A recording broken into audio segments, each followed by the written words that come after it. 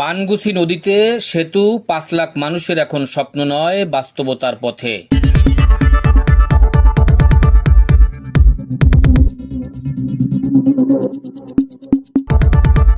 বাগেরহাট জেলার মোড়লগঞ্জ শরণখোলার ৫ লাখ মানুষের দীর্ঘদিনের লালিত স্বপ্ন পানগুছি নদীতে সেতু এখন আর স্বপ্ন নয়, বাস্তবায়নের পথে। দেশের সর্বদক্ষিণে সমুদ্র উপকূলীয় উপজেলা মোড়লগঞ্জ শরণখোলা থেকে সড়ক পথে ঢাকা চট্টগ্রামে যেতে অসংখ্য ফেরি পার হতে হয়েছে। কখনো কখনো ২-৩ দিন পর্যন্ত ফেরিঘাটে অবস্থান করে যাত্রীদের ভোগান্তির শেষ ছিল না। বাধ্য হয়ে গাজী অস্ট্রিচ টান রকেট স্টিমারে ও লঞ্চে করে ঢাকা চট্টগ্রামে যাতায়াত করেছে এ অঞ্চলের মানুষ। পদ্মা সেতু বাস্তবায়নের ফলে এ অঞ্চলে লঞ্চ স্টিমার আসা বন্ধ হয়ে গেছে।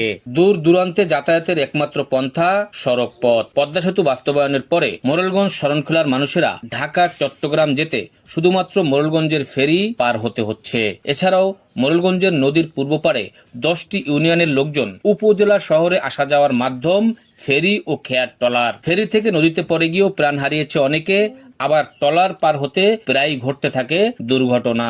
এ দুর্ভোগ লাঘবে প্রয়াত সংসদ সদস্য ডাক্তার মোজাম্মেল হোসেন পানগুছি নদীতে সেতু নির্মাণের জন্য সংসদে প্রস্তাব আনেন। ফলে সড়ক পরিবহন ও সেতু মন্ত্রণালয় বিষয়টি আমলে নিয়ে ২০১৫ সালের ৩ জুলাই সেতু নির্মাণের সম্ভাব্যতা যাচাইয়ের কাজ শুরু করে। তখন এ অঞ্চলের মানুষের মনে আশার আলোর প্রতিফলন ঘটলেও কালক্ষেপণে মানুষ নিশ্চুপ হয়ে যায়। এরপরেই ঘটে গেল এক মর্মান্তিক দুর্ঘটনা। ট্রলারে করে এ নদী পার হতে গিয়ে ২০১৭ সালের ২৮শে মার্চ ট্রলার ডুবিতে এ অঞ্চলের ১৯ যাত্রী প্রাণ হারায়। ক্ষোভে ফেটে পড়ে এ অঞ্চলের মানুষ। ব্যানার, ফেস্টুন, প্ল্যাকার্ড নিয়ে পানগুছি নদীতে সেতুর দাবিতে মানববন্ধন সহ বিভিন্ন কর্মসূচি পালন করেন। এর পরিপ্রেক্ষিতে তৎকালীন সংসদ সদস্য প্রয়াত ডাক্তার মোজাম্মেল হোসেন এই অঞ্চলের মানুষের দাবি পানগুছি সেতু বাস্তবায়নে কাজ শুরু করেছিলেন ঠিকই, কিন্তু মহান সৃষ্টিকর্তার ডাকে সাড়া দিয়ে তিনি চলে যান পরপরে। তার মৃত্যুর খবরে ছুটে আসেন বাগেরহাট ১ আসনের সংসদ সদস্য শেখ হেলাল উদ্দিন। তিনিও সমাবেত লোকজনের উদ্দেশ্যে বলেন, প্রয়াত ডাক্তার মোজাম্মেল হোসেনের স্বপ্ন